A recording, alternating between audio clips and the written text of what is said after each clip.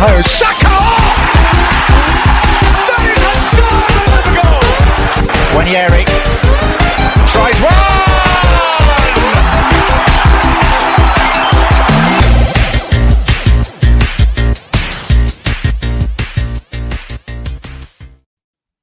His trophy haul might not be there yet, but I think Mikel Arteta's coaching tree is already better than Sir Alex Ferguson's. This is not that kind of gooner, an Arsenal podcast, and we're coming to you, Juneteenth.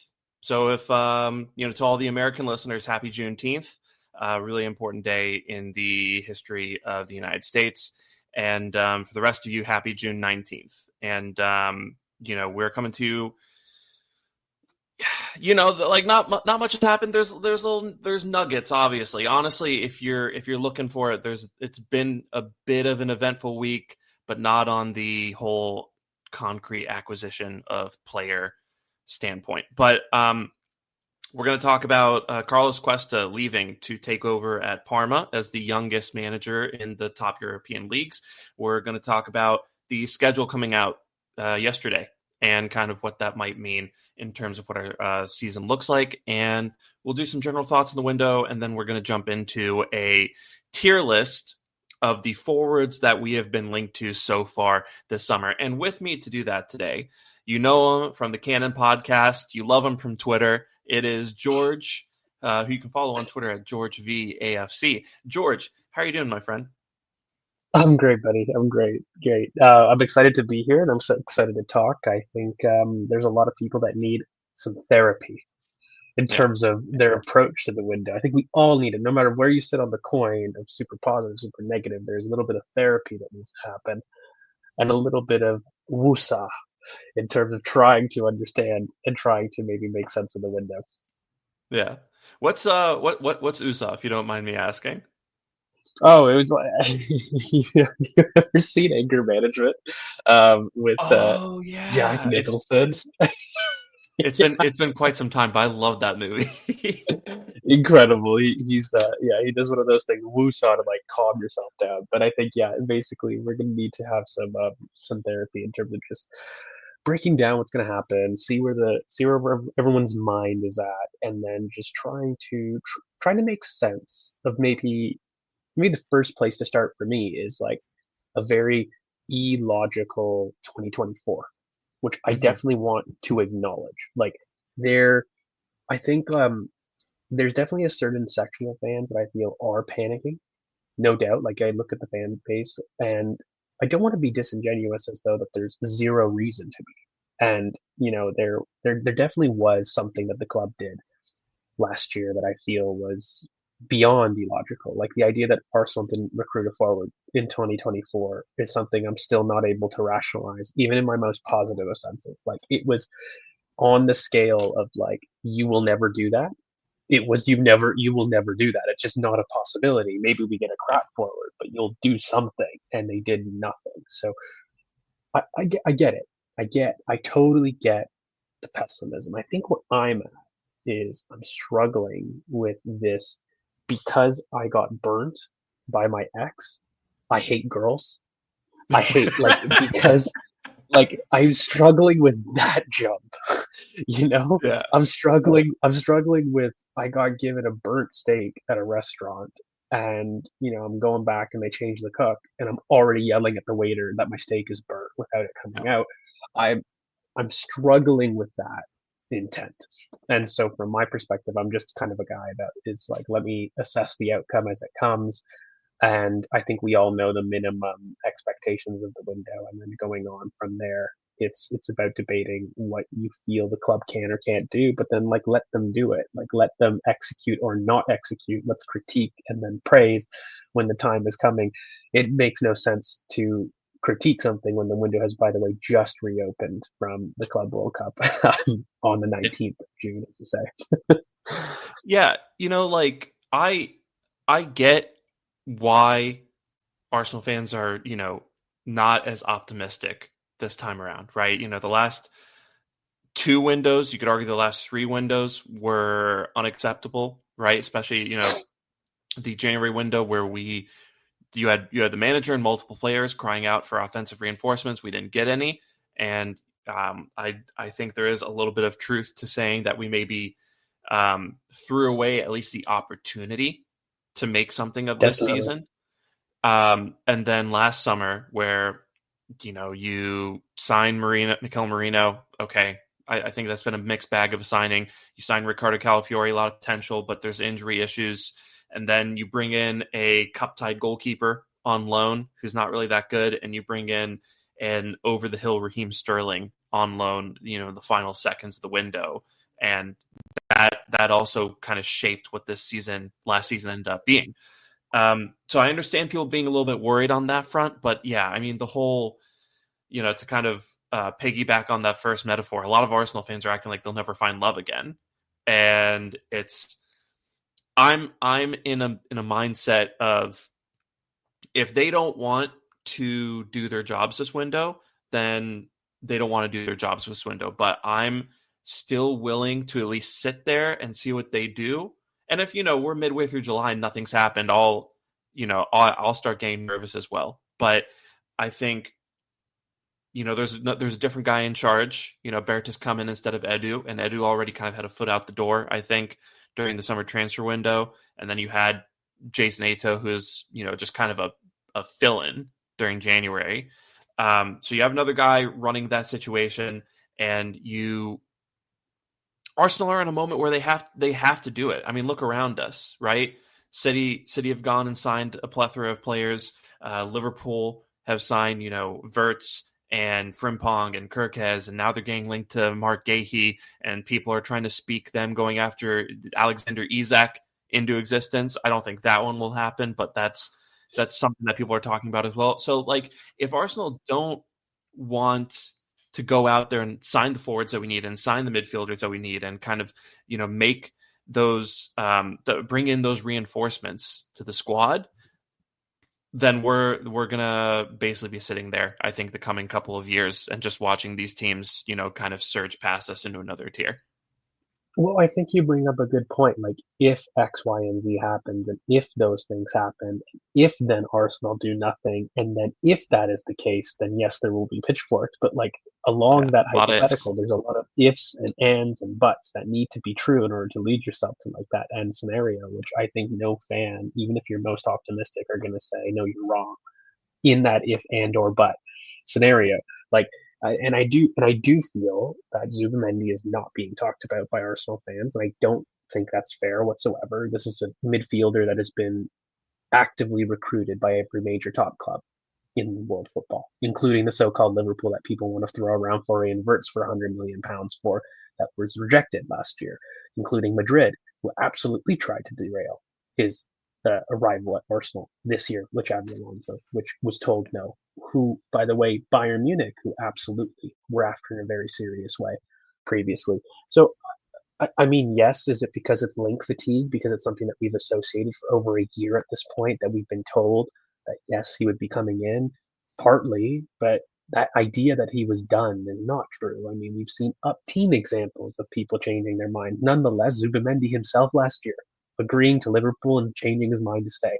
So this idea that it was set in stone that Zubamendi is coming to Arsenal guaranteed, I don't buy. And I think he's going to be pivotal to some major midfield changes, and namely among some of the biggest things we struggle with, including midfield tempo, passing tempo, especially against those physical mid blocks. That is a huge signing. It is a huge signing, and it is a huge signing in a starting position in our midfield that changes quite a bit in terms of what we're able to do. And I don't just think it's from deep. I think I've been talking quite a bit on Twitter. I encourage everybody to look at him not just through the passing lens of a Jorginho, but also a Gundogan. This guy can run, he can burst, he can carry, and there's going to be impact in the final third that people aren't expecting. I really think people just think that we've bought this steroided Jorginho, and they got that in their mind as that's the only thing that he can do. But people forget one of Jorginho's best performances in the year before was his performance at Anfield, in which he played as an 8 and Declan Rice sat as a 6. And that application is something that Zubamendi can do to an incredible level. And I don't think it's going to be a case of him always playing as a deep 6, always being that one player to split the center backs. There's going to be some fluidity. And what I think a lot of people aren't recognizing, this is the first time Arsenal are playing with a true double pivot in 4 years. Like, we have inverted our fullbacks quite consistently. And when you think about it, really don't think Zubamendi and Declan Rice are going to be these consistent, one in, one out kind of players in which we're going to have second striker fiddling. This is a true double pivot in its truest sense of the word. And I think it is a change naturally that when you start talking about the Martin Odegaard impact of it all, I know some people are not sure about what that could mean, but one thing I know is that the current role that you're seeing with Martin Odegaard won't be seen. Zubamendi takes over that middle third control. And so it's going to ask a different thing. Now, whether he succeeds or not, I have my thoughts, but I don't think the role will be the same. And so when I talk with fans, I'm really confused because you've got a sample of a signing that absolutely everybody wanted in terms of world football. In terms of, is he a signing that changes our play style? Absolutely. Is it a signing that also indicates a change in Mikel's philosophy from last year? Absolutely. Like, it's all three things that I think people are demanding, and we're just not giving it credit because we knew about the link since January. That I don't really understand. Look, the forwards, I don't want to ignore it. It's the thing we needed. We started this podcast because I wanted to give it its due credence. We didn't recruit a forward in 2024. It is the priority thing this window that we need to see change. But uh, I think we've seen a ton of links, and as far as I'm concerned, I'm just waiting to see what the response is, because I don't doubt that the man that has been screaming in interviews, the man that has even got his players and Declan Rice to ask for attacking help multiple times in January and afterwards, is not looking to recruit a forward. I think, yeah, something drastically has to happen. And I mean, we're probably going to talk about off the pitch changes, but this idea that Andrea Berta has come in and, a new management, a new director is coming into a new job and is not looking to impress and is looking to repeat the failures of the previous management, I find, like, respectfully laughable. I just don't think it'll happen. Whether we do enough or more than rivals, I'm ready to, like, accept and compare. But this idea we will repeat the doing nothing point with, Edu having been kicked out and on the rocks in the same transfer window is not the same thing as recruiting a new sporting director, a highly coveted sporting director, an experienced sporting director that has been in the job since March or April. I just don't. I don't think that those things line up to me. Yeah, and I think there's a difference between maybe a cautious approach in the market that I think Berta might be taking, and just straight up not wanting to do anything. I mean, I think that's the thing that really kind of sticks in my craw when I see how people talk about it online, is just kind of this assumption that Berta and Arteta and everyone else kind of involved in the recruitment process are just sitting there twiddling their thumbs. Like, that's not what's happening. These are really involved negotiations. There's multiple parties that they're talking to. You're not just talking to the clubs. You're talking to the players. You're talking to their entourage. You're talking to agents. You're getting accountants involved to see if you can make the finances work in terms of packages that are being proposed to you.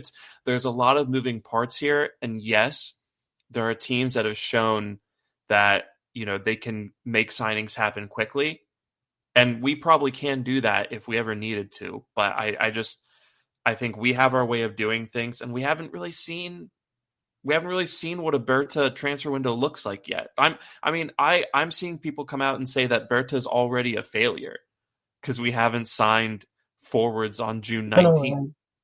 Yeah, I'm seeing the same thing. Yeah, and just I think at the end of the day, there's only so much information that we're going to be working with whenever we talk about this kind of thing, because we're not in the room. But you don't get to this level of the game if you're just going to be sitting at your desk all day playing Bejeweled or whatever. Like, these guys are working and trying to make things happen. It's just a lot of moving pieces. I think where I'm at is I can't help a hurt person who is no longer going to like any girl say girls are good. Like, if you've ever been in that period, I get it. You just need the supportive friend that, yeah, girls are shit. And by the way, your girl listener, I'm sure you've been into a boy situation in which the same thing has happened. You've been burnt by an ex. You're like, screw boys as a mentality, and I just think there are some people that are so hurt they're in that camp, and um, I just think logically, I don't want to be rude, but like let's talk the reality. Okay, Yeah. what Berta has done from the beginning of the transfer window to now. Factually, Gabrielle extension completed. Miles Lewis Kelly extension completed. Talks for Ethan Waneri, Saliba, and Saka at advanced stages, not early stages, but advanced stages for those things. I won't credit them because they're not done, but factually, Miles and Gabrielle done. Hired a new head of scouting who is world renowned, responsible for absolutely changing Juventus's entire model, selling massive amounts of people, including Yildiz, Ricci, Ravella, um, tons into Dean Huijsen. Everybody that Juventus had got has come from this guy, Tognosi, who is absolutely one of the world's best, if not the world's best head scout in a department, by the way, that Arsenal have struggled with youth recruitment and scouting massively. That is one of the biggest areas of weaknesses that the background staff has had in competing for those talents. So we've gone and got one of the best operators that he's secured, by the way, to replace Ado, somebody that wasn't his man, with one of his men. So that was another thing. Now we've also got two signings confirmed, whether you want to believe it or not, in Zubamendi and Kepa. Those are done. Those are pending applications for their medicals and announcements. And we've got major links, whether you like it or not. Berta is very different to Edu. We've got plethora of links, in which now I would like to just break down simply all the links that we've had, which to me scream more 3 forwards than 2, with everybody fearful of the 2. The one thing that I'm seeing is I'm like, I don't agree with any of what you guys are saying, because I have seen links to Wemwell, Sane, Bakayoko. I have seen links to Noni Madueke today. I have seen links now to Kudus as well that we're talking to. Guys, these are all left-footed attackers from the right side, and I'm thinking to myself, I have fully seen the Nico Williams links. I have seen the Leao links. I've seen the Rodrigo links. I've seen tons of left winger links. We know them. We know the big striker links. Why the hell am I seeing 5? Oh, I forgot one. Karetsis, the Greek kid. Yeah. Another right wing. Mate, if you deep it, there have been 7 strong links to left-footed, right-sided attackers. They weren't coming from gossip channels. That to me is screaming, we're looking for 3. Now, whether we accomplish it or we don't, I'm only here to judge an outcome at that point.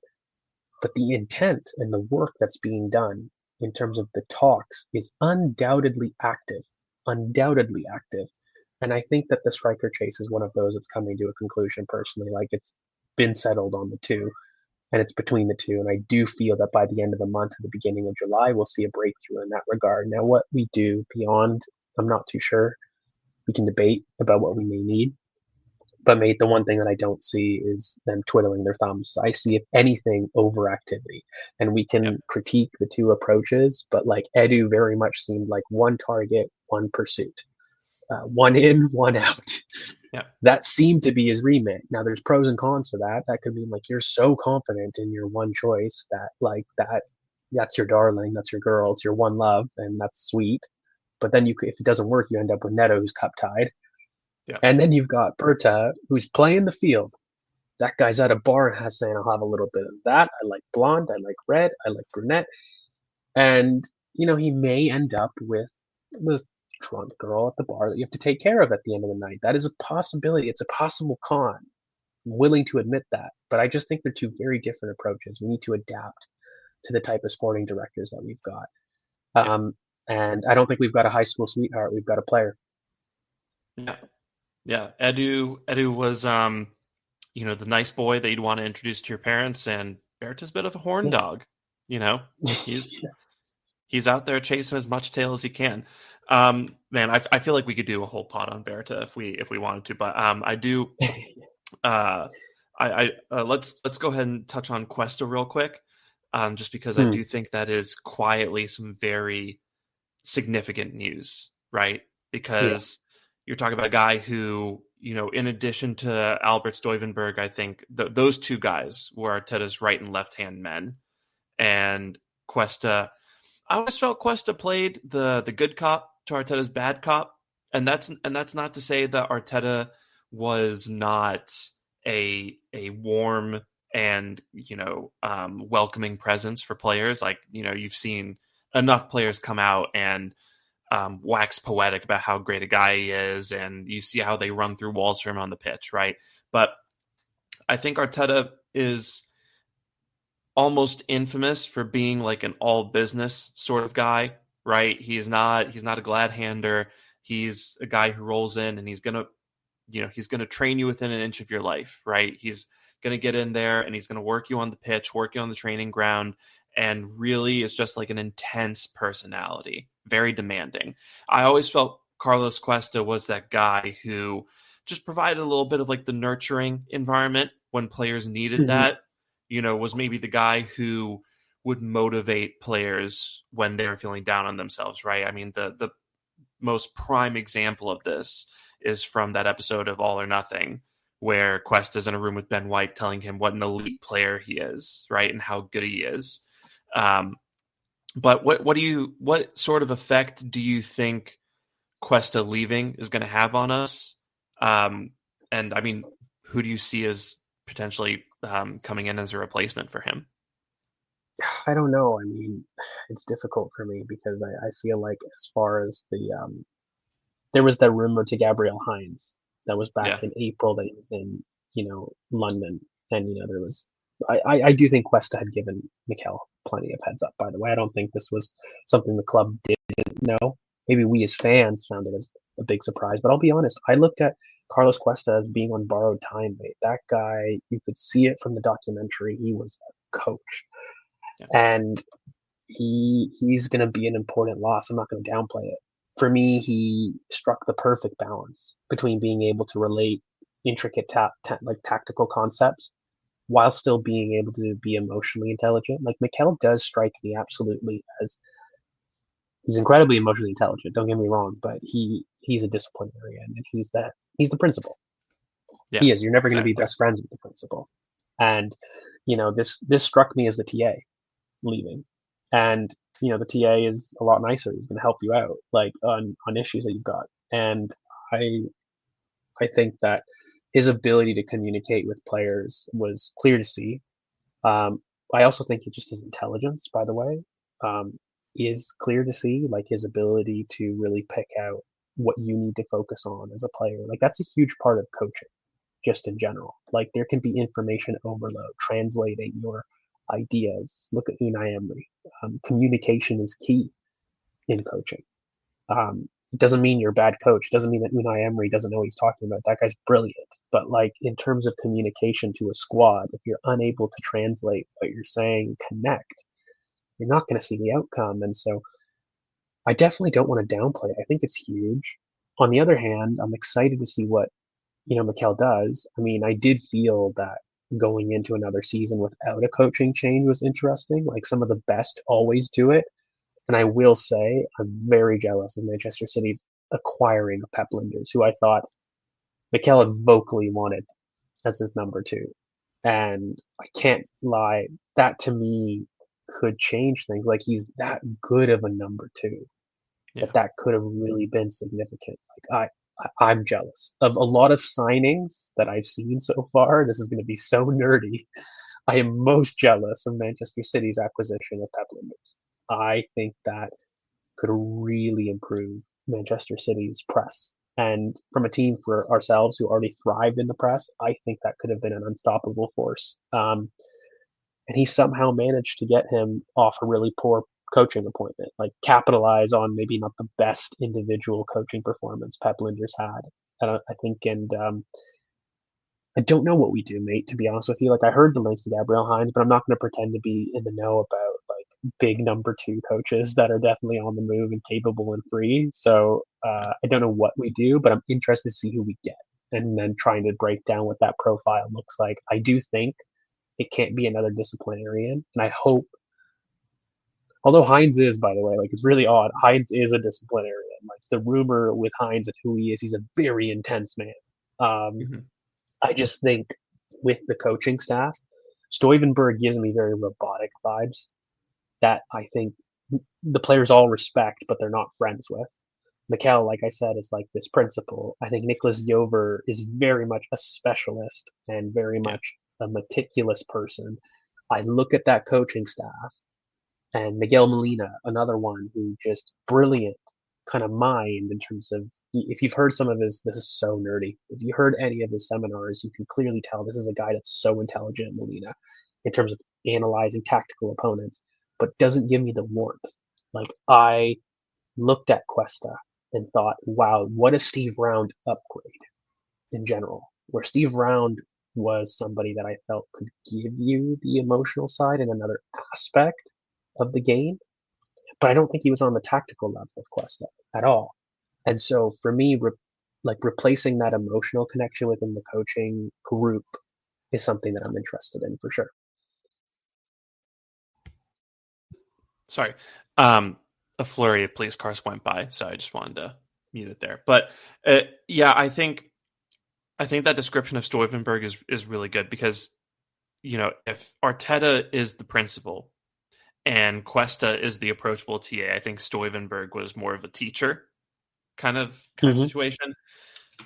Yeah, it's interesting. I'm also not going to pretend, excuse me, that I'm an expert on assistant coaches, but Yeah. you know, there are some interesting names flying around. Heinze, right, is one that we've been linked to. People have mentioned Jack Wilshere.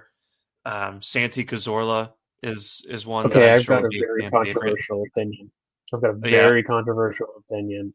I'm not sure I'm a fan of this recruit Old Boys. Um, very controversial. I think Jack, they all fit the emotional connection point. But I yeah, think a lot of people are going to be surprised for me to hear that. I think that it is going underrated the intelligence that Cuesta brought to a lot of this tactical analysis yeah, and an ability to change Mikel's mind. Stuyvenberg chats to Mikel as though Mikel is God. They're on the same page. I looked at Cuesta as being somebody that Mikel respected, that if there was something different, he could talk to. I think Jack comes in and the players relate. I think Santi comes in, the players relate. The players love them. Do I have an ability to have a coach on the staff that can challenge Mikel's idea in the moment? I don't know. Like Stuyvenberg just really strikes me like they're completely on the same page. They're just like they're boyfriend girlfriend in terms of just exactly what they know how to do. Stuyvenberg's going out. He's trying to implement everything that Mikel wants. I don't think Stuyvenberg is challenging Mikel. Like they're both on the same hymn sheet. I do feel, and I don't have anything to back this up, by the way. It's just the way that like Cuesta was able to so clearly define the weaknesses in Ben White's game to me. Just like, wow, Jesus, you're a serious coach. And you know, yes, you're relatable. Yes, you had it with a soft tone, but you're smart as hell. And I'm thinking to myself, if something's going wrong in the middle of the season, we're approaching the mid block. Okay, the Dutch way is the slow U-shaped pass. The Dutch thing is break it down by possession. I want somebody to walk in and do a Pep Linders and say, no, go vertical.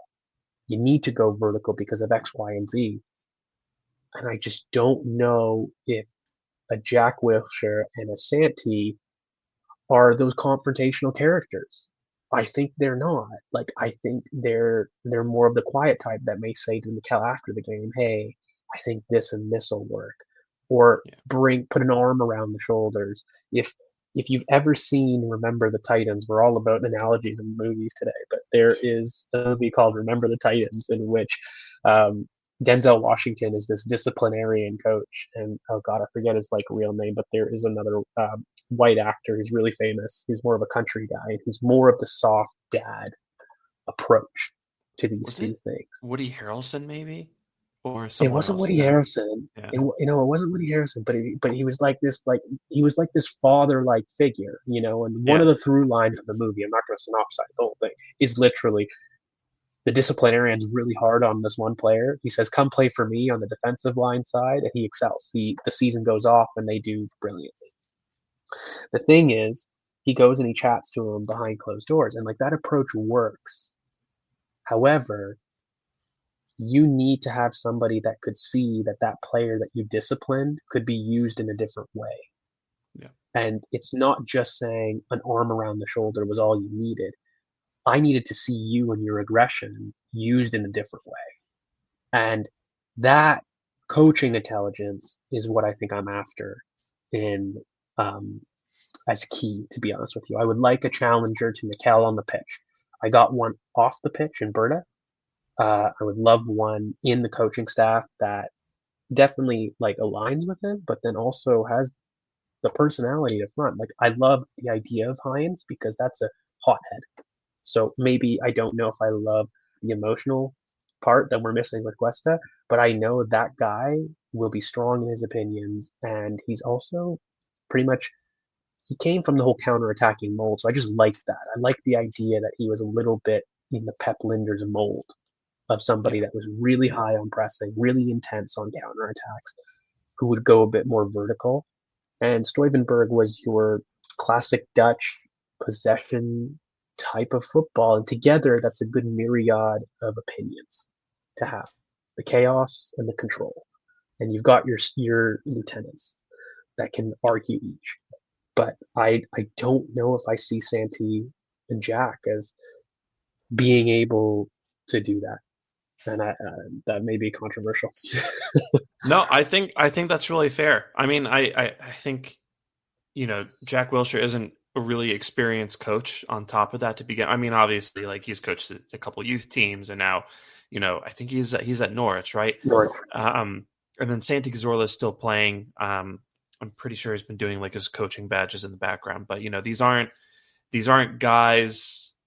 And I know I'm talking about a replacement for 29-year-old Carlos Cuesta, but these aren't guys I think who have the stature to come in No, and no. and challenge Arteta from the get-go, right?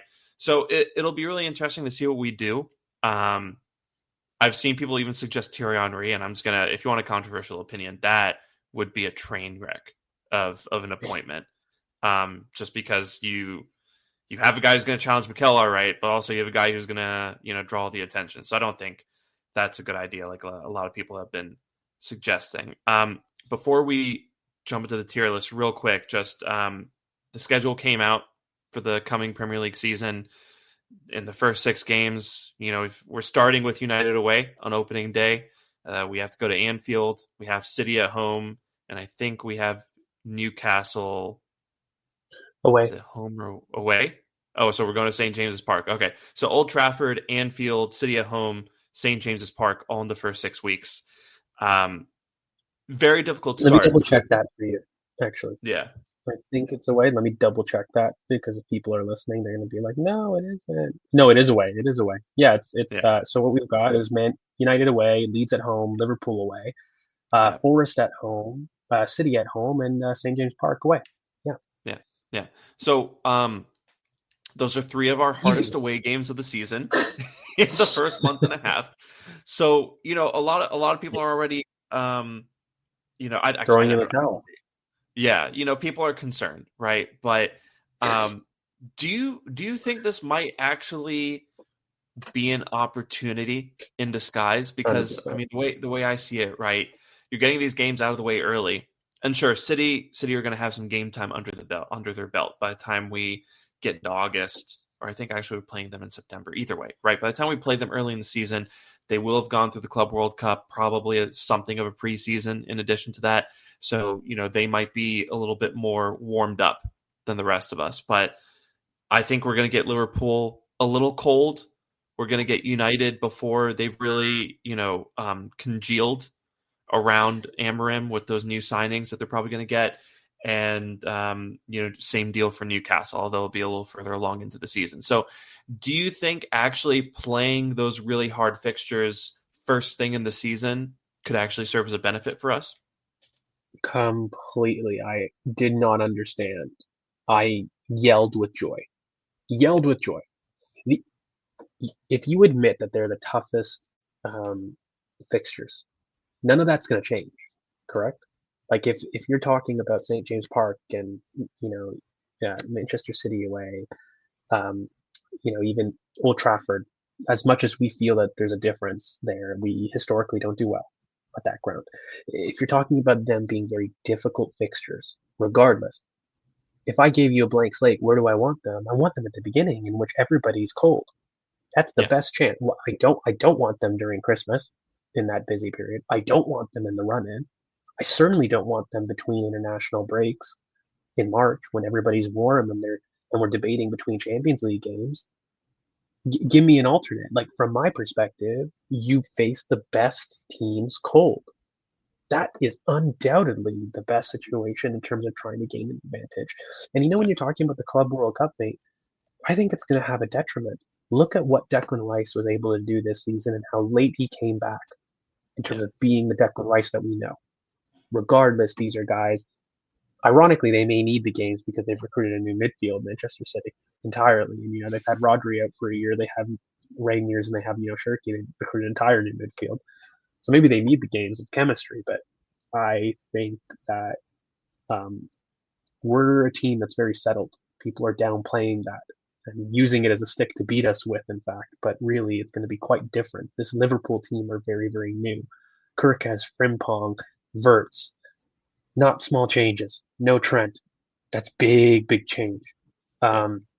City, Rodri, as I said, Shirky, Rainiers, Rain Nuri, wanting Livermento. That's change.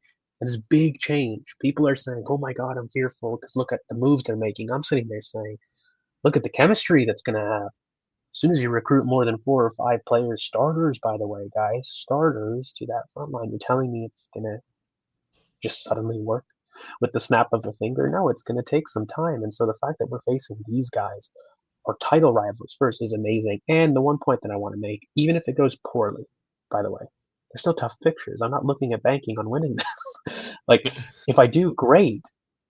But I look at it and say, okay, if we have them at the beginning of the season, it's completely recoverable in the worst case scenario. And then I look at it in another way. Look at our top 6 record. So in any way that I look at it, and I'm not trying to just find the positive, I genuinely don't see an issue in any form. Like, I would want all the difficult fixtures in the beginning because so I can catch teams off guard. Arsenal are factually one of the best top 6 record teams in the league. So do I fear top 6 matchups as much as everyone else when I have the best record? No.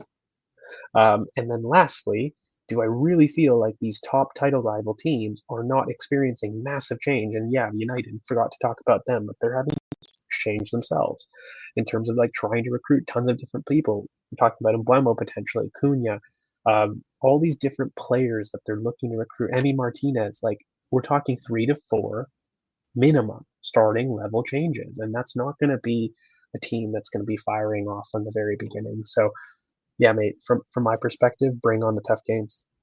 Yeah. And, just last point on this, having your hardest fixtures at the beginning of the season means you don't have them at the end of the season. And if you look at that run in, right, April and May, Beautiful. I don't want to say it's easy because there's no easy games in the Premier League, but pretty straightforward, and hopefully we will be contending with the latter stages of the Champions League at that point as well. So to not have to play Liverpool away and Newcastle away and City at home at that point in time, I think it can only be a positive. But we are going to jump into the tier list now. So hopefully this does not fail miserably on me. There we go. Can you see it now? I see it. Yeah. All good. Okay. All right. Apologies if that was a bit of an abrupt cut. Some technical difficulties. But, okay, so we have the tier list here, right? And along the bottom of the screen, you're going to see several, I think it's almost 15 of the attacking options that we've been linked to this summer. So I'm going to start us off with a bit of a calibrator. We've got Alexander Isak here. George, where would you put him? S. I'm assuming S is the best, yeah. Probably, Okay, that's the easy one. Why don't we start with the one that we've been linked to the most, which is Rodrigo. And, which tier do you think Rodrigo belongs in? And this is just, based on, how good you think they are in terms of skill level and what the fit would look like and stuff like that. Um, I'm going to define this so people don't get mad. I think Sure. A belongs with people that, when platformed, can be incredible. Hmm. Um, so I think I'm going to put him in an A. I don't believe that Rodrigo, on his own, he needs signings around him to really make him pop, in my opinion. And I think when used correctly, he can pop. But if you're going to ask him to do like the same role that we've asked Martinelli to do, he'll do it better, but you won't see the Rodrigo that you buy for £80 million. So it is contingent on some things changing, but can provide a superstar impact. Whereas I feel like Isaac, for example, he walks into any system and is completely world class. And so that's why that's an S tier for me. Yeah. What specifically what changes or signings would you make to platform a Rodrigo? Yeah, we need somebody with a little bit more dynamic width. Like this is a guy that needs to be on the inside. This is a Mhm. guy that thrives on his combination on the inside. He can start wide, but he wants to come inside every single time. And his combination play on the inside is phenomenal. His ball striking on the inside is phenomenal. One player that you've got in your list in Julian Alvarez is actually a lot more similar to Rodrigo than people think in terms of profile. People look at Julian Alvarez and they see a clear second striker. You should look at Rodrigo and see more of a second striker than you do a winger. And in order to platform that, you need to have somebody more willing to be on the outside to get him inside a little bit more often.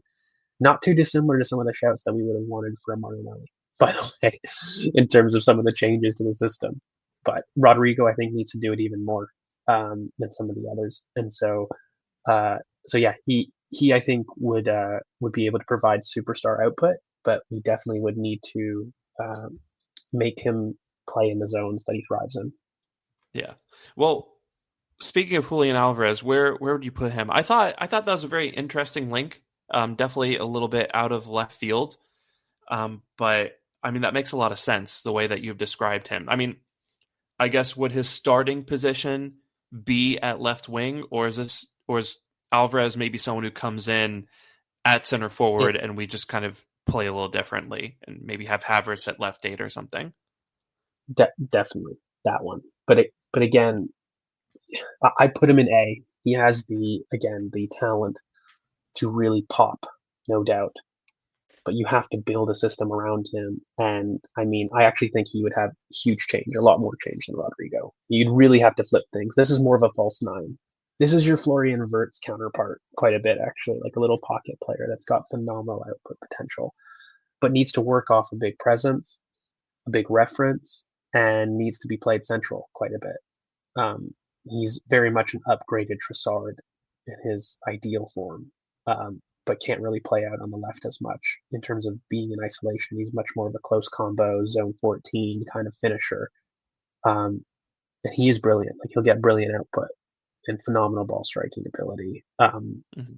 but very much a little large type. And yeah, you'll need to change quite a bit. And that's why I'd actually have him second to Rodrigo. Like I like that order because you change more with Alvarez. You need more change with Alvarez, I think. But they're the same idea. You still need to change to get the world class output. Yeah. Um, we'll go to we'll go to one of the two guys that has been talked about just to a nauseating extent at this point. Yeah, Um, Quite honestly, I'm hitting the point with this little saga where I'm just tuning out until I hear something from like Ornstein or Mokbel or someone like that. But we'll start with Benjamin Sheshko. Out of these tiers, where do you think he belongs and why? I think this will be an interesting one. B. I'm gonna be fair. The Yeah. current Benjamin Sesko needs a lot of work. Just gonna be up front. I have called him, by the way, my favorite prospect in the world. So I hope people can understand I love the player. Will become an S tier talent, in my opinion. But the current Benjamin Sesko right now is 6'5" and doesn't know it. Um, and he'll need some work to do. He will. This isn't a guy that's going to walk in and be world class in the system. It's a guy that's going to be learning his trade, able to contribute, will provide valid output and change for us. But he's not going to do it to a superstar level now. He may do it in 18 months. And he will become an S tier talent, in my opinion. That's how high I believe in the talent. But I just have to be fair. He factually for me is a B. a B tier talent because he has work to do and he won't walk in and be world class even if platformed. Yeah, 100%. I mean, I think unfortunately, the it the center forward conversation is a trickier choice than maybe people had hoped it would be this summer, right? Especially with Isak. I'm pretty confident off the table, right? But with Shesko, like you said, you're talking about a guy who has the potential to be the best striker in the world in a few years, and he's got freakish athleticism. I mean, the ball fires off his foot like a cannon most of the time. Um, I like a lot of the raw ability that I see from him, but I mean, you're absolutely right. Where he gets. I think Curran also said something similar to you when we had him on the pod a couple weeks ago. Where I mean, it was along the lines of he's 6'5" and he doesn't know it. He has trouble holding up sometimes. I like his link up play, but it could be better. And the guy The can center pass of the ball. I gravity, think. Hmm? it's the center of gravity. He's just Yeah. he hasn't understood his body about how to use it quite yet, and he doesn't throw his body around. He's not able to stabilize himself, so he can definitely be a little bit bullied despite being 6'5". But I mean, he does walk in and he solves quite a bit. Like his aerial ability and his box dominance immediately are striking features. He'll score goals and he'll do it well. I just think like if you're looking for him, he's not arrived. He's not the Benjamin Sesko yet. And I mean, if you're okay with that, I just want to be upfront and honest about it. Like I look at A should be reserved for people that if you platform are world class. Yeah. And I think that even if you platform Benjamin Sesko, he cannot be world class right now. I think he will be, and I will put him in an S tier in like 18 months. Like I'm confident of that. But right now, he's the best B tier. He's probably the closest one that I'd put in A. So now we come to the other striker that we seem to be debating between this guy and Sheshko, and that is Victor Gyökeres, number 9 for Sporting Lisbon. So where would you put him? I really don't like him. I really, really don't like him. I have tried to be very fair here. Um, okay, I Look, George, you're in great company. I'm not the biggest fan of Gyökeres, so if you want to start critiquing him, I'll jump right in with you. there are so many things to critique, and I think Yeah. that he's done he, he's done great to get the goals that he's got, but I just don't think that people have watched him enough to get excited about him. You know what? I'm going to back my chat. Put him in D. I really think it's Ooh. that much of an issue. His translation to the Premier League, I see completely off. Completely. I think he really struggles. And I think he's just not at our level. I think that he walks in and there's one thing that he does that he'll have good for us, and that's getting shots off of transitions. He'll get shots off. But that's it. And I think that the amount of investment that you need to make in order to make this happen, he is not the game changer that people think. And I think that he's done brilliantly to score the goals. You can't take it away from him.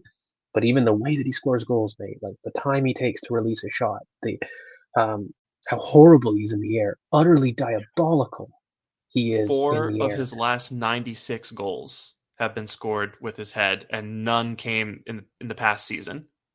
No, and like the way he approaches, like, okay, it's kind of lazy to just say he scores transition goals, but look at the way that he creates space against low blocks. He can't, and he doesn't, and he's quite static in his movement. He's really a mover in open spaces, and yeah, he's just a complete wrong fit. I will back my chat amongst these groups. I'm trying to be fair. I believe in a lot of them more than Gyökeres. I think as a talent level, you can make a case that every single one of these players has more talent, arguably, than Gyökeres, in my opinion. Yeah, and just another point on him. You touched on this before. Just the level he's coming from. It's such a big jump. I think it was Opta came out a couple days ago and basically said that, according to the, their stats and the numbers that they've ran on this, the Portuguese league, the majority of teams in that league are League Two level, right? And we just saw Inter Miami beat Porto today, 2-0. It's a massive jump up to the Premier League, where you're playing many of the best teams in Europe, right? Even the mid-table teams, as we've witnessed in the past season, can stroll their way through the Europa League. So it's too big of a jump for him. I think he's not going to have the space that he's accustomed to, and that guy that you're watching in highlight reels on Twitter, that's not the guy that you're going to get if he comes to Arsenal, and I'm really concerned if we do end up signing him. But the issue with heading, I think, makes me optimistic, because I feel like that's just a non-negotiable for Arteta, where you have to be good in the air. But we'll see. Anyway, I'll cheer you up with a player that I know you love deeply, which is Mr. Bradley Barcola from PSG. Okay, I'm going to be fair. He does belong in A, but put him first. This is the guy Okay. that I think is the closest to world class. I'm going to be fair. He is raw. The rawness is, by the way, 38 goals and assists in 56 games. I think what people don't realize, I don't know if you knew that, but like every time I quote that, people are like, wait, what the hell? Really? It's that much output? Yeah, it is. So for as much as people complain that he misses chances, that's the output that is his baseline. This is the clearest form of a superstar. If George Voutis was sporting director right now, I'd be asking the damn question tomorrow, and I'd be putting 89 million pounds on it. He is somebody that I think you build your team around. That's how highly I rate the talent. And make them question things. 89 million pounds, 250 grand a week. That's the kind of package I'm putting on the table to tempt you with.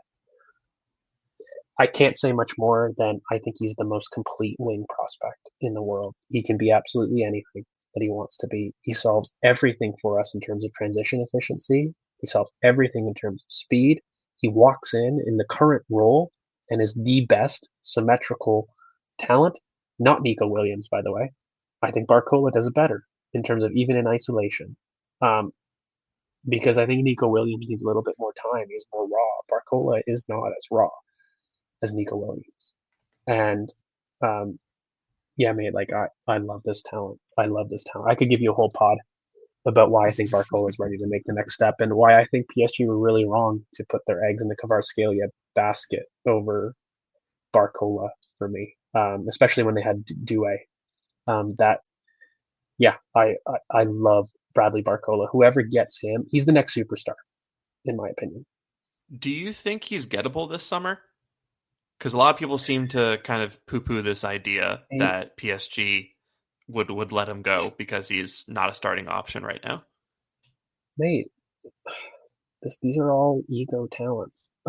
Yeah, I don't think he loved the idea about not starting the final. In their most important games of the season, they told him that he wasn't important, despite his start to the season in which he was PSG's most important player up until November, December. And then when they got Kvaratskhelia, you knew what was going to happen, and it happened. And I mean, they did well. I mean, they sat there, and you can't say that PSG didn't do well in terms of what they achieved this season. But you know what I'm tired of, mate? I'm tired of us having this conversation. Are they available? Like, excuse me? If you want to be Arsenal that win trophies, then steal somebody that isn't looking to leave. Make it enticing. And there is valid fact. This is a guy that is 22 years old, ready to explode, and has clearly been bought out of his position. And PSG, by the way, they have a very fluid attack, no doubt. But if you're Bradley Barcola, you are too good to be on the bench, and you are too good to be coming on to impact games. You are a starter. This is like asking Michael Elise to stay at Palace.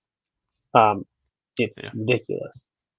This is a starter, and does he realize it now? Does he need another year of being angry about it? I don't know, but what I do know is if I'm Arsenal Football Club and I'm offering you a starting position in this top team, by the way, with William Saliba, and it's trying to say, look at the French heritage here, get the number 14 shirt, slap on 250K a week. and 89 million pounds to PSG, or even 75 million pounds to PSG, they're saying thank you, and they're saying it's pretty good to me. Um, Yeah. so I don't know if he's going. I suspect, I really doubt that he's not doubting it. I don't think he's actively saying I want to leave PSG, but he's saying I'm not happy with the way the season ended. And if you give him Yeah. a good project and offer, I think he goes, this might be And good for me.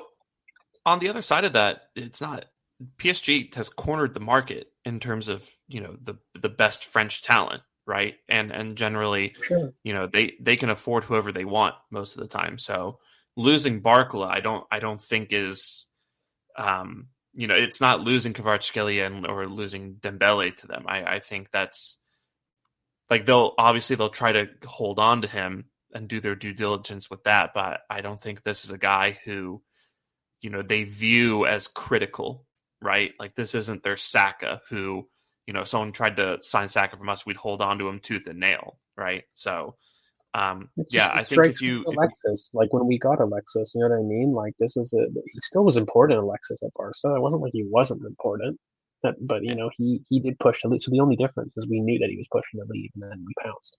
I want to stop doing that. Why do I have to wait for you to tell the if we want to be the team that we claim to be, then we've got to ask those questions. And look, if he's not available, then he's not available. Move on to the next target. And I can accept it. He didn't want to leave. You tried and you put your hat in the ring. Fine. But at least freaking ask, man. Like at least give some doubt. Like this is the type of talent. Let me put it to you this way, mate. This is the best way I can put it. Barcola is part of your transfer window. Are you doubting whether or not that's an X factor forward? Do you have to squint to see the talent there? No. absolutely not. Every single Arsenal fan, if I took a poll, 10 out of 10, regardless of what you think, whether good money or not, would say talent wise, that's the type of forward Arsenal need to be after. That's the type of forward that sends a message. So, as far as I'm concerned, that's why it's the best of A. Yeah. Well, I think you made a pretty good case here. Speaking of squinting to see the talent, do you need to squint to see the talent with Rafael Leao? Um, you don't need to squint to see the talent, but you need to squint so that the talent can be seen. Um, Okay. and uh, he, he he's very talented, very talented. You need to play for him. Are we saying that he has the freedom of the left hand side, and we're going to change our entire pressing structure, which is the major non-negotiable for us? Uh, I think I look at Leao as possibly one of the biggest penny stock, uh, either crashes or hits that you have Mhm. seen. You want to change that mentality, and if you can tell me that's a world class player that could potentially challenge for a Ballon d'Or, it's level of talent. Or are we talking that we're recruiting Ben Arfa in the team? And for as crazy of a talent as we buy, the are we convinced that we're getting the 75 million pound, 200K a week forward that we do need? I don't know, mate. I don't know. Um I struggle the most with this player than I have pretty much any evaluation because everything in my head as a scout goes the talent is A. Everything that I've seen from even his application now says he's a B because I don't see it. And so I'm going to back my chat. I'm going to put him in B personally. I can't, if I was a betting man and I said gun to your head, is Rafael Leao going to perform at an 8 out of 10 minimum every single game, which he needs to be, by the way, for 75 million pounds? Can every fan on the planet put their house on that? I personally can't. Yeah, I mean that's the thing, right? With Liao, I mean obviously there's when he's on it, he's a force of nature, right? Um, and I think he really can be the full package, right? He's got the physique, he's got the pace, he's got the ability on the ball, but I don't know. I don't like to jump inside the heads of Me players and neither. people I've never met, but like something seems broken. You know what I mean? Like You know what it just is, mate? Like you can't. I'm with you. I hate doing character analysis, but what I see is a player that even this year in a really poor Milan team has looked heavy. yeah. Uh, and I don't see the same layout. And that could be, look, we've seen what Dembele has done in his career, and that's brilliant. Like players are, we're humans. Anything can happen, and if this is football, anything can happen. Uh, I just don't know if Arsenal are at a stage to bet. Look, you know what? Actually, I think I'm being harsh. Like the talent is that crazy good. You don't need to squint to see the talent. It is complete a mental game, and it's this. I would be willing to put him in A, but I have to put him last because I can't guarantee to you that that mental capacity is there. But talent wise, in the right system, I have to be consistent. He is world class. Even if you said that the mentality wasn't good, and you said, okay, Leao, you're going to be the last man on the shoulder, and we're going to run for you. Will Leao make the difference in the biggest of games? He will. He will. Yeah. But I don't think it's worth changing our entire identity for, and I wouldn't like it. So I'll keep him last of the A in that regard. Yeah. Yeah, I think this is a window where you have to avoid risk as much as possible, especially with your biggest signings. And Yeah. Liao, I don't think he's as risky as like a Gyökeres, but I mean, there's still a lot of risk there that just kind of makes you want to consider other options. Mhm. Speaking of risk or lack thereof, I want to pull in Ollie Watkins here because he's been viewed as kind of the middle ground, shall we say, between Sheshko and Gyökeres. So, I mean, what do you make of Watkins? What do you think he can I love bring him. to? You love him? I love him. I think that you're looking at somebody that has consistently proven to be a top three Golden Boot contender in the league for the last 3 years, guaranteed. Hmm. And I think that you're looking at a person who is an Arsenal fan at the age of 30. For everyone saying that they're debating the physical drop off, he's a fan of the club, and this is one of the most professional players who, by the way, got into football late. This whole thing about worrying about the age, we didn't put miles on Ollie Watkins until he was 26, 27. His rise throughout the football pyramid was not traditional. He didn't start in a heavy academy to begin with. He didn't have those miles on his legs. I look at this as a win now forward for a price point that can let me go and buy something else like a Barcola and a Cement can open up a third thing whilst guaranteeing, by the way, third Golden Boot output. Like I need to reemphasize because people just think that Ollie Watkins is decent. Look up his output. He's consistently been that. And the only reason that we didn't see that this past season is because for some reason Unai Emery felt that after he was linked, he decided to put him on the bench, which was crazy. He solves so much, and I think that this was one of the things that I probably was the most. I've been in group chats with you. I kept quoting 15 million pounds. Do I believe that you Ollie Watkins gets bought, you mate. saw the We tantrum will that I go threw in January? put him in A. Put him in A. In the head of Alvarez even. I Yeah, that's I think he would be a crazy good signing. A signing that most fans, casuals, would hate, and I'd be screaming with joy and saying, "Wow, that's a great value." I just I get that it's not sexy compared to Watkins or Gyökeres, but I don't think it would be consistent for me to turn my nose up at a Watkins signing when in January, I was saying to you and a lot of other people, this guy could come in and change our season. And Hmm. so I don't think that suddenly changes in a few months, especially, you know, um, given the things that you've mentioned in terms of, the wear and tear that a lot of people think he has that isn't actually there based on how his journey has happened.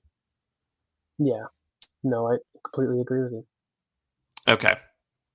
Few more. We can do this as a little bit more of a lightning round. I know that we're over the hour mark here. So Antoine Semenyo, winger I love extraordinaire him. from Bournemouth. Yeah, I love him, mate. I love him. I think uh, uh, such a symmetry. of role. I think in terms of what he would offer us, and again, the definition of not sexy, but would bang in the right system. Again, yeah, people are going to be surprised. I'd put him A. I'd put him right between Alvarez and Leao for me, where all these other guys I think have better talent than Semenyo at its core, but Semenyo works perfectly with our system, and he would absolutely bang for me without having to change much. Yeah, and Arsenal fan, which I do think is just that Mhm. little bit more effort, Added a little bit sauce. more, yeah. All right, Anthony Gordon, who we've actually been linked to a fair bit more than I expected. Yeah, I put him ahead of Sesko, but still in a B level talent. Um, I think he's very talented. I would not be upset, but like I'd have to understand. I could understand Gordon, Watkins, and Wemo.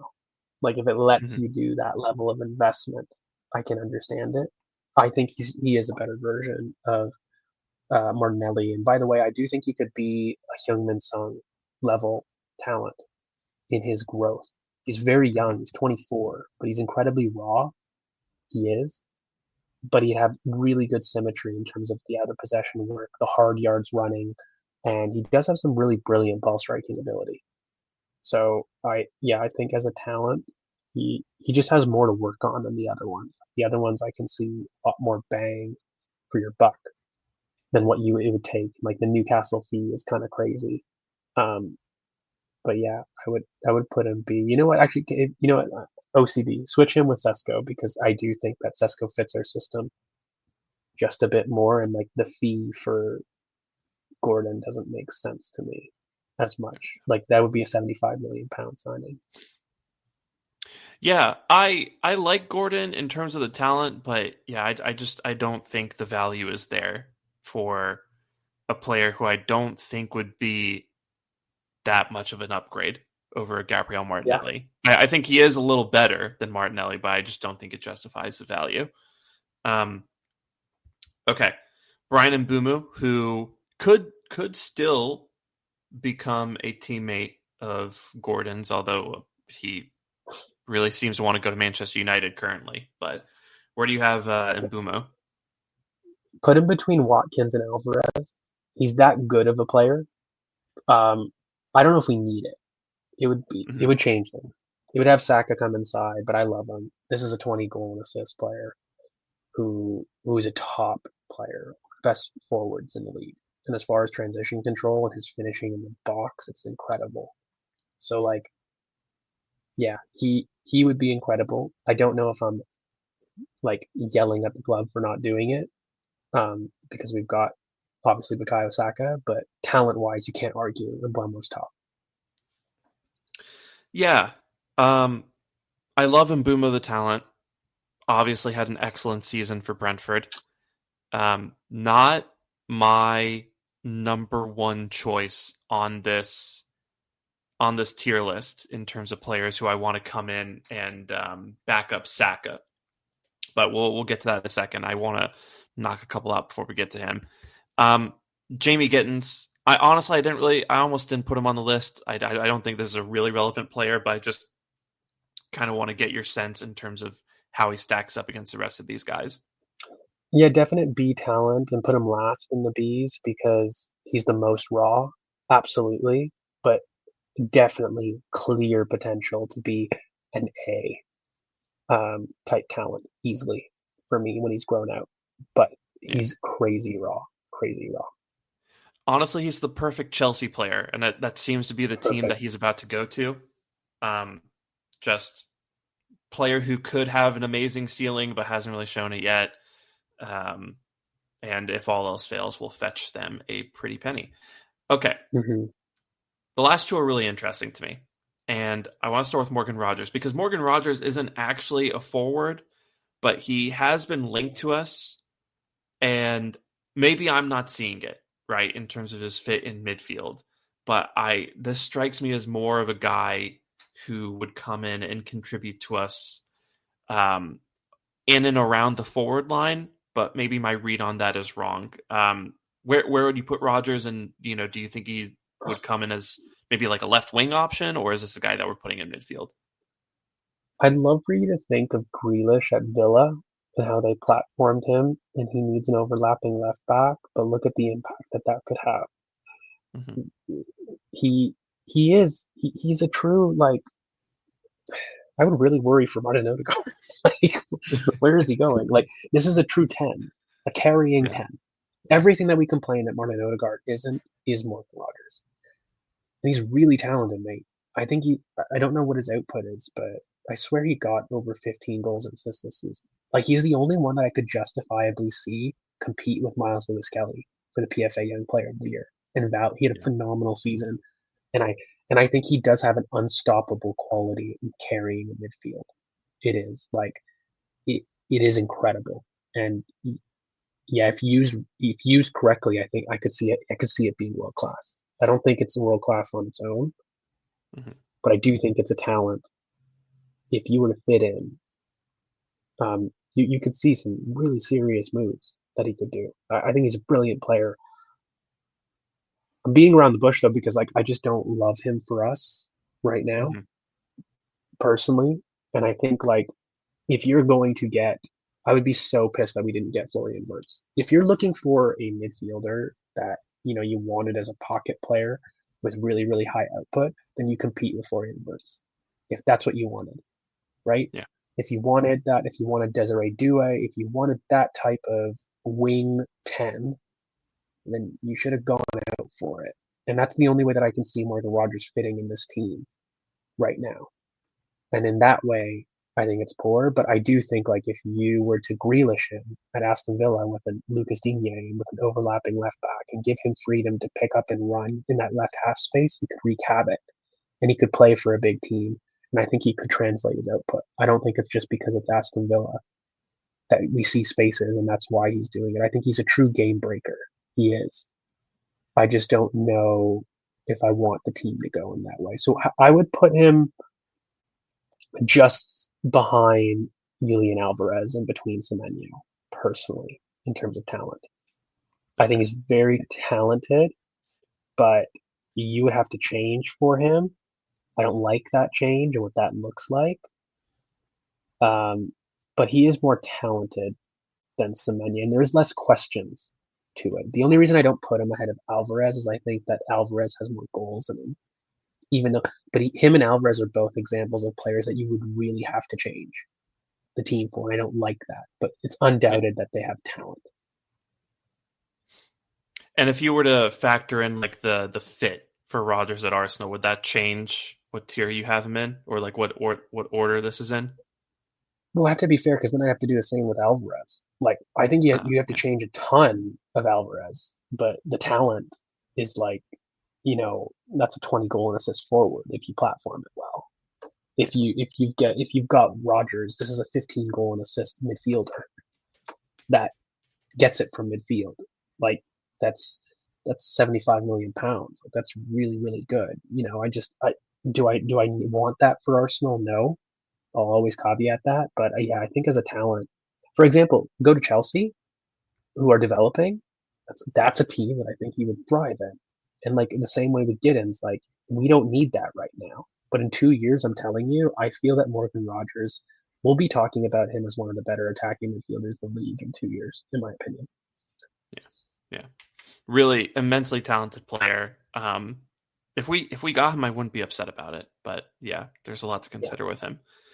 Okay, last player, and that is Noni Madueke, was linked to us today as someone that we're potentially interested in. So, how do you feel on that?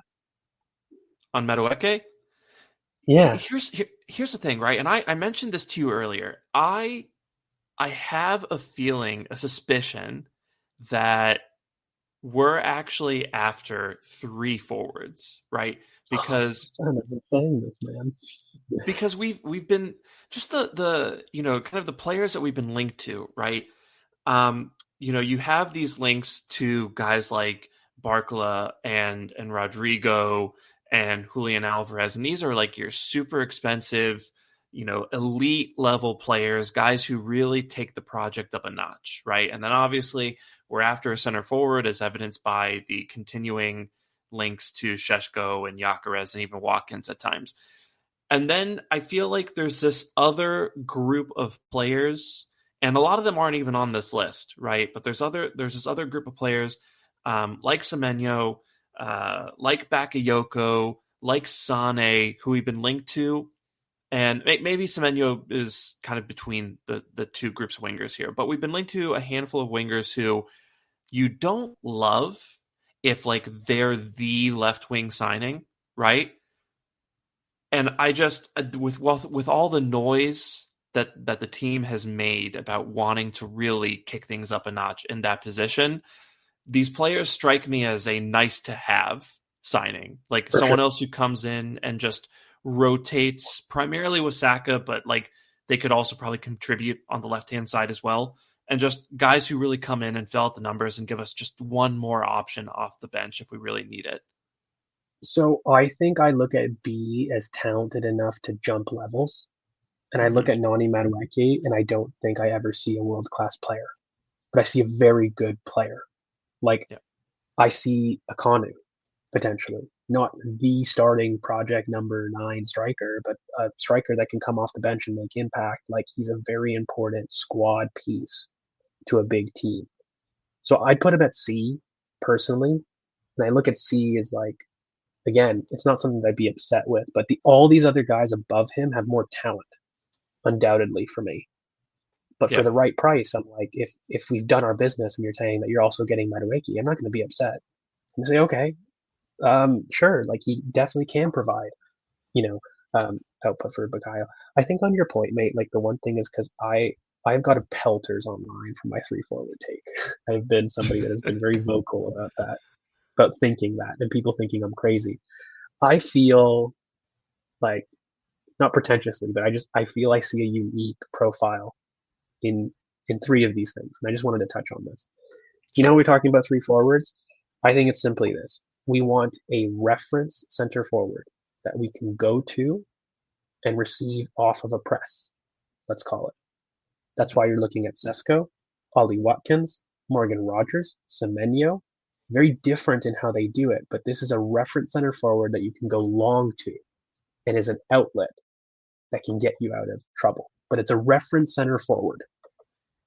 Then you have your second strikery winger, a winger that is a little bit more of the poppy inside pocket player that has brilliant ball striking with high output. That's boom, your Rodrigos, your Alvarez, right? Those are very, very clear.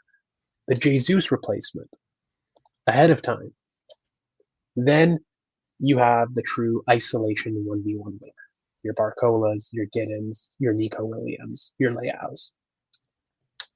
Those are, in my opinion, the 3 types of forwards that we're after. And so you just have to build, in my opinion, those profile combos. So if we get Rodrigo and Sesko, that means we need a touchline option that can complement that can play both sides. If you got a Barcola and a Sesko, that means that you're going to have to be after a second strikery profile.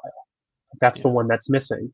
And that's why, by the way, even a player like a Karetsis, the Greek kid, makes sense if you got a touchline option in Barcola, Nico Williams, Leao. He's more of a guy that can come on the inside and is brilliant. Now I think it's a little bit of overkill, by the way, with the youth that we have, but I'm just trying to say, like, again, in Buemo, that's why I've always said, if let me put it to you this way: my favorite win now selection. Okay, I have Mm-hmm. said since February, people looked at my dream, and it was Barcola and Buemo Watkins. And to me, I looked at it and I thought, okay, I'll need a prospect center forward, but Watkins is going to be available for what, £40 million now? 45? Probably. Not going to be crazy. When you're talking about the third forward, mate, like Semenya, when you were talking about Madueke, do you not say that that's going to be £45 million? Probably, like at Yeah. minimum.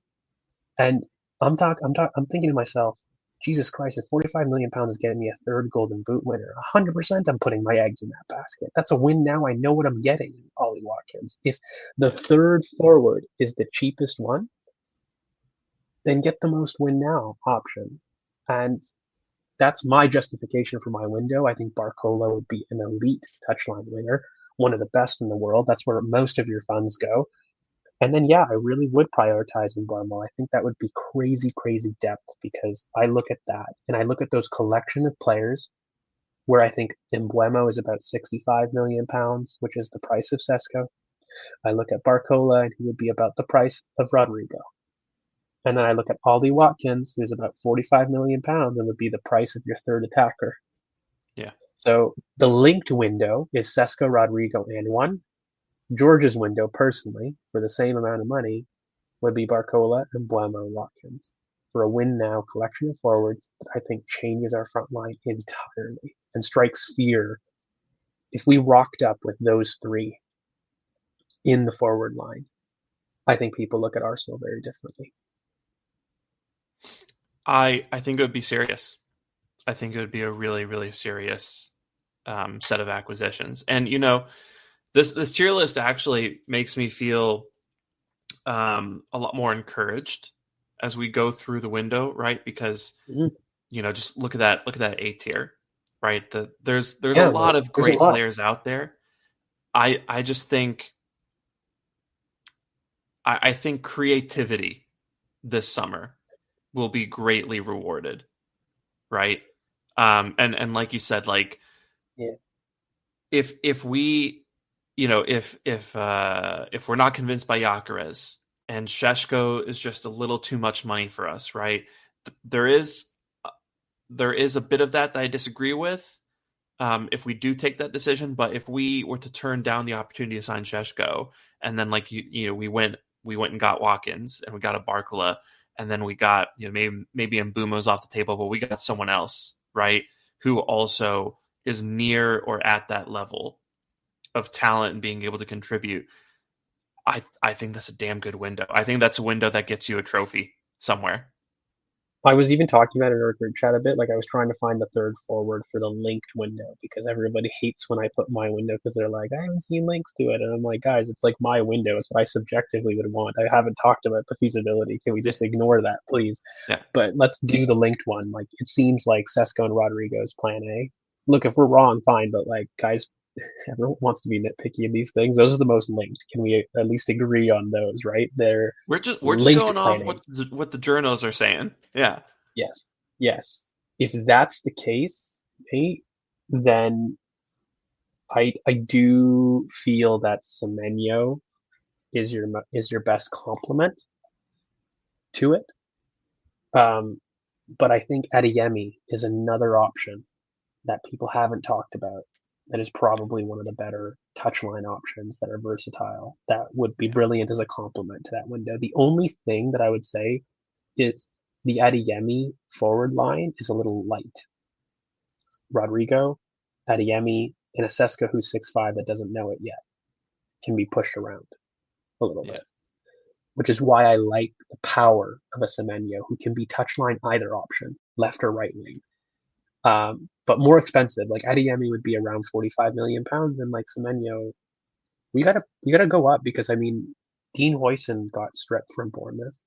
Zabarny is, I think, I don't know. I don't think he's been completed at PSG, but they're certainly pushing. And I do think Bournemouth are going to get to a point where you can't sell more than 3 players. It's going to be the Monaco of 2017, and they're going to say, screw you. And not to mention Kirkes as well. Going out the door. Kirkes as well. So like, they can't strip everybody. And they lost Kepa. I know. I know we're like... But I'm serious. He was a very good player for that last year, and they need to get a new goalkeeper. I don't worry about Bournemouth. For God's sake, they've got John Lucini lined up as like a replacement, who's crazy good. Like Bournemouth are incredible. I could do another podcast with you about what I think about that recruitment team. But I'm just saying, logically, every team in world football that has been stripped, like the Monaco 2017, has had a limit that when 3 players were sold, the 4th one was F you, respectfully, kind of vibes. It was Thomas Lemar. After Mendy, Silva got, taken out and Bakayoko got left, Was Lamar ever leaving that window? He was never leaving. And I just feel a similar way that Bournemouth will be. Like, Dean's gone, Kepa's gone, Kirkaz is likely gone, Zabarni is being looked to be moved on. You think Yeah. 5 players are going to leave Bournemouth like that and they're going to be okay with it? I don't know. It surprised me. I could be wrong, but that's why I worry about the Semenyo thing. And I think if that's your choice, move. If it's not your choice, then like let's build. But the one thing I did want to end on, mate, is I'm very optimistic about the type of window, and I can see many different types of windows be successful for Yeah. Arsenal. And I don't mean that. I actually mean that as a way to put pressure on Arsenal, not as a way to defend them, but to put pressure. Because this idea that there's one window that will solve it for good, completely disagree with. And I think that the fact that we just did an entire tier list and there was one S tier talent says it all to me. Don't be particular about the type of window that you're going to be faced as an Arsenal fan. Let's be fair. There factually is no S tier talents bar Isak. And I'm not having another. That's the only non negotiable talent that every single player in the world will say, yes, he's world class. And Yes, even he's the he best has in his his warts. position. He does. The injury record, it's like you're having a look at that type of talent and you're saying, is it worth dummying your budget? Because it's not Florian Wirtz, it's 150, maybe not 150, but it's 140, 130 million pounds of an investment, right? This Yeah. is a guy with 3 years left on his contract. So who by the way, I just think Newcastle will say, no, you're not going. Even if somebody meets it and is crazy, they're just like, no, you, Yeah. you're contracted.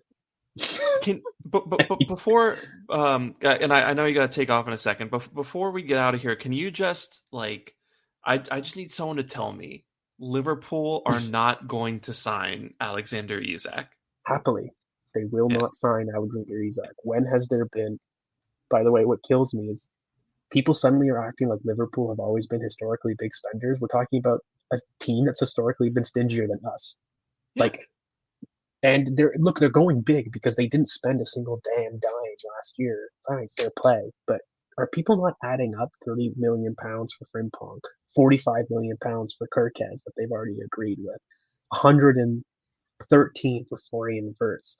Are you telling me that then to get Isak, they're not going to recruit an anchor? They're going to have Gravenberch be the only holding midfielder with two flying fullbacks and Florian Wirtz, who by the way does struggle running back to goal. Like, mate, they need another And anchor, and yeah, and they're now even selling. even They're buying Gahey now to replace an yeah, outgoing Kwanzaa for 55 million. Like, mate, start doing the freaking math. Yes, it's a lot of money, but are you telling me that they're going to spend 400 million pounds in one window?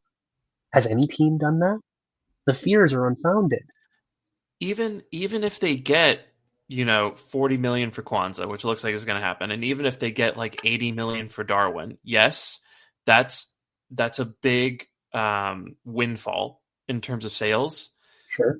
But I'm almost inclined to believe that that's that's more aimed at alleviating the spending in this window, right? And not really like But why does that opening. impact Newcastle saying, sure, you can go? This is where I don't Yeah, understand. You can yeah, build all the net spend calculations that you believe that Liverpool get the space for, no problem. My question has never been whether or not they can make funds or money. Arsenal, I can sell a bunch of different windows on my Excel file and show you how I can make more money. If the player doesn't want to leave and or rather, if the club doesn't want you to leave, you're not going. And Newcastle, I promise you, mate, I promise you, are not destroying their public image. They have finally got into the Champions League. Their Saudi owners have done this hugely.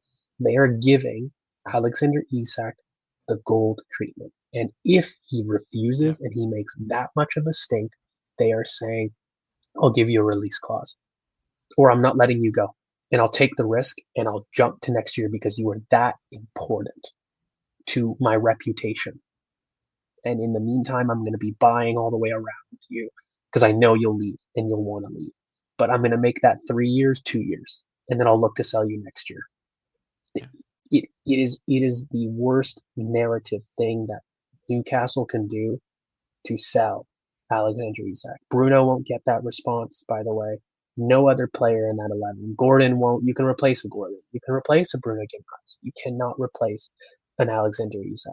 And to me, you're not making that decision from a period of weakness when you just got into the Champions League for the first time. Yeah, yeah. Well, I certainly do feel better now. So thank you for that. And thank you for, we're closing in on like an hour and a half now. So thank you for coming in on and just chatting, Arsenal news and doing the tier list with me. I really appreciate you giving me your time, George. Always. No, it's always a pleasure. Anytime. Yeah, I feel like we could talk about I feel like I could easily go like another 3 or 4 hours just chatting with you, but we have lives we have to get back to. One of these days, either I'll end up in your neck of the woods or you'll end up in mine. We'll grab a drink and we'll keep chatting. Absolutely. You guys can follow George at GeorgeV_AFC. You can catch him on the Canon podcast. You guys are really putting out some great stuff, by the way. Doing amazing work. So, if you haven't kept up with the Canon podcast, please do. And you can follow me on Twitter at Shamsdale if you want. I mean, and I'm on Blue Sky at Shamsdale at BSky Social. You can find the pod at old pod, Not That Gooner, at Not That Gooner on Twitter and at notthatgooner.bsky.social on Blue Sky. You can follow us at Not That Kind of Gooner on Instagram. You can subscribe to us on YouTube. And if you are watching or listening to this, I hope you watched it because we did a whole tier list thing. So, but if you just listen to it, that's fine too. Either way, on Spotify or Apple Podcasts, please do give us a 5-star review. Really does help out and kind of get the pod in front of more people. So we will be back on Saturday. And George, I hope you'll be back soon on the pod. We'd love to have you back on. Yeah. And myself and probably Drew, maybe John, will be back on Saturday to chat some more news. And Drew has a rant about the U.S. men's national team that he wants to do. So stay tuned for that. But we'll leave it there. Thank you so much for being here with us. And until then, take care and bye. Bye.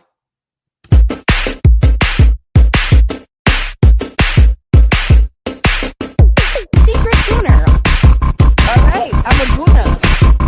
Oh, I love you!